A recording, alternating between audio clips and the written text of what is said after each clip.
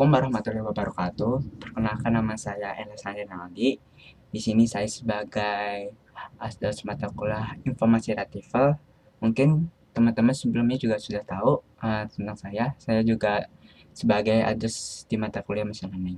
Oke, di sini kita akan melakukan bagaimana caranya mengerjakan tugas praktikum 1 pada mata kuliah Informasi Ratifel.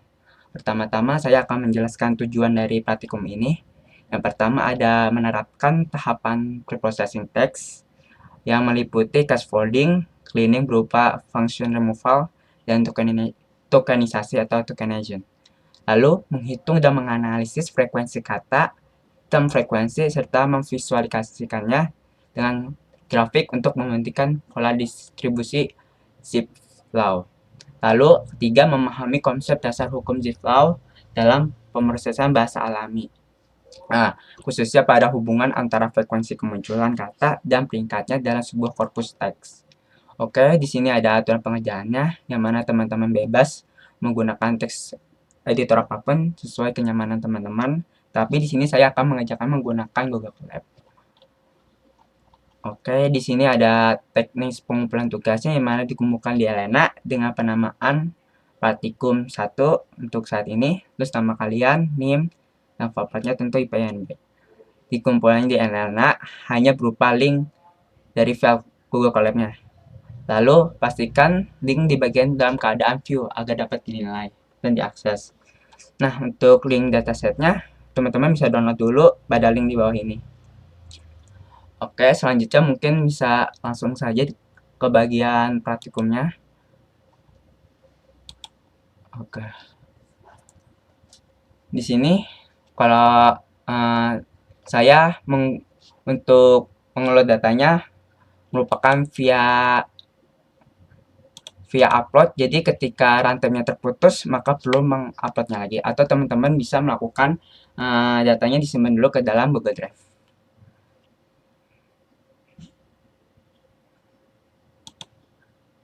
Itu tinggal dicari aja dan diupload.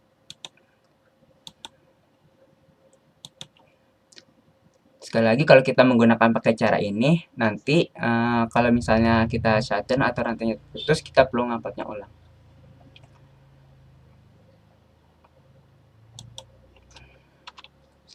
Ini saya hapus dulu.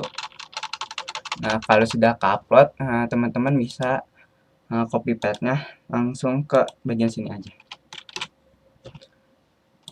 Nah, karena format datanya itu XML, jadi untuk read-nya itu XML. Jadi tergantung formatnya. Kalau formatnya itu CSV, maka read-nya CSV. Kalau formatnya Excel, maka read-nya Excel. Jadi gitu, karena formatnya XML, kita menggunakan pandas read XML. Nah, di sini kita tinggalkan aja. Akan muncul terkait kolom-kolom dan nilai datanya. Oke. Nanti di sini kita akan menggunakan berupa bagian isinya saja, yaitu isi dari sebuah konten dari berita pada sumber kompas.com. Oke, di sini kita lihat terkait kolomnya, tipe nilainya ada apa aja, ada objek dan satu integer pada kolom jumlah kata. Oke, lanjut kita ke bagian cleaning. Kita mengecek dulu apakah terdapat nilai 0. Nah, di sini nggak ada, maka kita bisa langsung ke tahap selanjutnya. Oke, tahap selanjutnya itu scaffolding, yang mana scaffolding sendiri itu mengubah huruf yang ada huruf kapitalnya menjadi huruf kecil semua. Nah, ini perlu dilakukan agar menyergamkan setiap karakternya, agar mudah diproses. Nah, untuk itu kita membuat function scaffolding dengan menggunakan metode lower yang mana sudah ada pada library original Python. Di sini kita coba menggunakan sebagai contoh, kita ngecek dulu apakah nanti berhasil apa tidak. Di sini kita membuat kalimat terima kasih, kamu sangat baik sekali kepadaku hari ini. Nah, maka nanti bakal berubah menjadi huruf kecil semua. Bagian fungsional removal, yaitu kita menggunakan library re, yaitu regular expression, yang mana fungsinya untuk mencari dan mencocokkan string dengan pola tertentu. yang mana kita nanti memanipulasi sebuah string. Nah, di sini untuk yang kita manipulasi adalah kita ingin menghapus karakter selain huruf dan angka. Nah, menggunakan sebuah pola yang ini, yang mana kita masukkan ke dalam sebuah function functional removal. Nah, kita akan mengeceknya apakah sebuah function yang kita buat sudah berhasil. Nah, maka kita bisa lihat bahwa yang originalnya ada berupa tanda seru, koma, dan titik. Maka bila kita menggunakan function yang sudah kita buat, maka hal itu akan kehapus. Nah, ini merupakan tahap cleaning, sama seperti case founding juga pada bahasa alami. Oke, di sini kita run saja. Oke, selanjutnya masuk ke tahap menerapkannya ke dalam sebuah data frame kita, yang mana yang tadi function kita buat kita terapkan dan kita masukkan ke dalam sebuah kolom clean. Nah, yang tadi kan kita pakai pada isi dari sebuah berita, yaitu kolom isi. Maka kita masukin di sini, lalu kita buat kolom baru berupa clean. Oke, nih kita run aja. Maka akan menghasilkan sebuah string yang mana sudah tidak ada koma, titik, dan tanda baca lainnya. Bakal kehapus. Di sini sudah bersih. Lalu kita masuk ke tahap selanjutnya, yaitu tokenisasi. Di dalam tahap tokenisasi ini, kita ingin memisahkannya darinya berupa kalimat menjadi perkata dengan menggunakan suatu metode split yang mana merupakan original dari file-nya sendiri. Yang mana dipisahkannya itu dengan pencocokan, yaitu space. Jadi kan setiap kalimat itu ada space-nya. Nah, dari situ kita pisah menjadi perkata. Nah, habis itu selain itu juga mungkin kita buat kalimat yang mana untuk sebagai contoh apakah sebuah function yang kita buat sudah berhasil atau enggak. Kita run saja. Oke, seperti yang tadi saya jelaskan tadi, yang mana kalimatnya akan terpisah menjadi sebuah kata yang mana dimasukkan ke dalam sebuah list. Kalau sudah berhasil, maka kita tinggal menerapkannya ke dalam data frame kita. Yang mana kan tadi kolomnya kan udah bersih ya, yang ini. Terus kita terapkan, dan untuk hasilnya kita masukkan ke kolom baru berupa nanti akan menghasilkan token. Kolom baru itu token. Nah, ini kita run aja.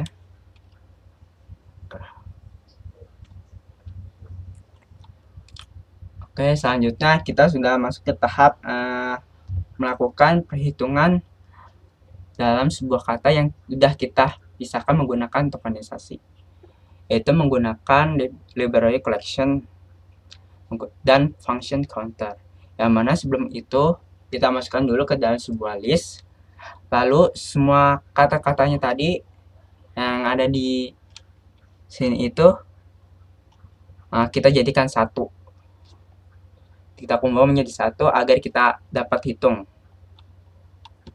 Nah, hitungnya tadi menggunakan ini.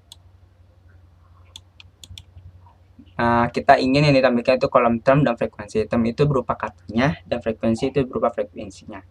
Lalu kita ingin menampilkan dari yang terbesar lalu ke terkecil dengan acuan frekuensinya. Oh, ini frekuensi dengan menggunakan metode sort values. Oke, kita run aja, akan menghasilkan ini. Oke, hasilnya ada yang dengan 6450 di 5124 dan 4915. Nah, di sini kan ada space kosong ya. Itu maksudnya kenapa tuh? Kenapa space kosong masuk? Karena kita menggunakan suatu library originalnya, pemisah katanya itu acuannya itu space kosong. Nah, kan sebelumnya kita bersihkan dulu menggunakan ini. Jadi ketika kita hapus sebuah tanda bacanya, misalnya koma, akan menghasilkan sebuah spasi. Nah, spasi itu karena tadi kita acuannya dari tokenisasi spasi, maka spasi yang sisa yang tambahan uh, dari yang ini akan masuk ke sini. Jadi spasi yang di sini nggak hilang sempurna. Jadi nggak apa-apa. Kita lanjut saja. Selanjutnya itu ke bagian merankingkan sebuah kata. Yang mana di sini kita menggunakan metode rank dengan parameternya first. Maksudnya first itu apa? Jadi ketika itu kan di dalam kata term ini kan ada berupa jumlahnya yang sama. Kalau kita nggak gunakan first, maka nanti nilainya misalnya ada rankingnya ke ranking katanya itu 600, maka 600-nya ada 2. Nah, itu akan mengacaukan tahap processing-nya. Akan mengacaukan tahap nanti zip law-nya. Maka kita menggunakan first. Nah, habis itu untuk dari urutan yang paling tinggi itu 1, guna ascending-nya false dengan pastikan tipe datanya itu integer. Udah kita run aja. Di sini kita akan mencari nilai K. Yang mana nilai K kan didapatkan dari frekuensi dikalikan dengan rank. Yang mana nilainya kan kita simpan ke dalam sebuah variabel term frac tf source. Lalu kolomnya itu kan frekuensi, ini tinggal kita pakai lalu kita kali dengan ranknya. Nah, hasilnya bakal kita simpan ke sebuah kolom yaitu K sama dengan F kali R. Kita ingin menampilkan 100 jumlahnya.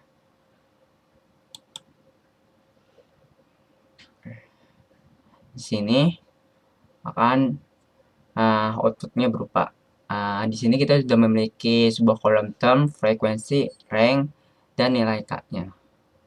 Oke, selanjutnya kita bisa masuk ke tahap zip law.